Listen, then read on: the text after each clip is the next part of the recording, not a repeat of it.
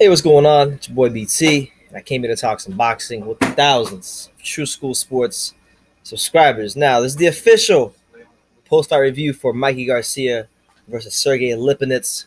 I just got off being live on that whole live stream for a couple hours. Overall, it was a good fight. Decent fight. Mikey Garcia. I don't even want to make too much big deal about it because I called it cherry pick. It was, but the good showing from him. Lipinets came out early. He showed good movement, defensive movement.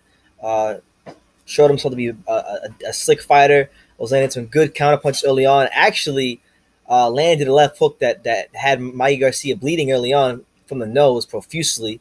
But Mikey, it seemed like early on the first 4 or 5 rounds, anytime Lipinets began to gain any sort of momentum, Mikey Garcia had an answer for it, whether it be come in the form of a counter right hand or counter jab, double jab, or his 1-2 that he throws really, really well. So good performance from him. In the 7th round, as Lipinets seemed to be getting better in the fight, he pretty much halted all momentum, knocked down Lipinets for the first time in his career with a counter left hand.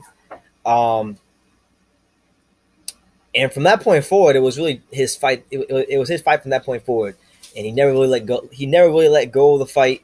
And ultimately, it was the talent, the class, and definitely the experience that proved to be the deciding factor in the fight. So, Mikey Garcia makes history. He goes 12 rounds, gets the unanimous decision victory in Texas, becomes a 4-weight world champion. So, big shout out to him. As for how he looked in the fight, if you're someone like Linares or Lomachenko or even Robert Easter Jr., who was actually there, you're probably looking at that fight saying, man, Lipinets, a guy 13 fights,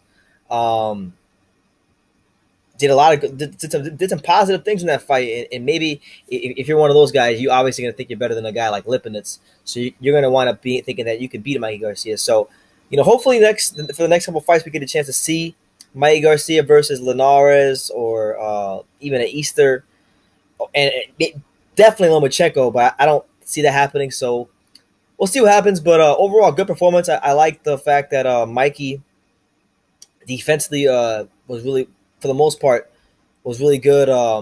Lipinets is not an easy fighter to look good against. Kondo didn't look good against him.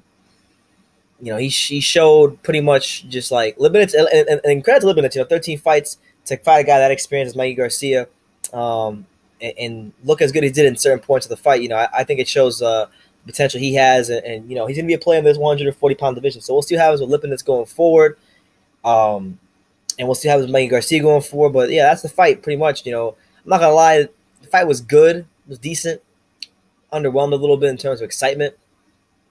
That was even be a more exciting fight. But overall, it was cool. It was cool. So we'll have more on this. I'll be talking more about this on Monday when the week gets started back up again. But you guys in the comments, let me know what you think. Mikey Garcia scores a 12-round unanimous decision victory, picks up a world title in the 4th weight class, and makes a little history for himself. So let me know what you guys think in the comments down below. Take the time to subscribe. And like I said in every video, you can love me or you can hate me. But I'm just a kid from Daniel. So until next time, take care, guys.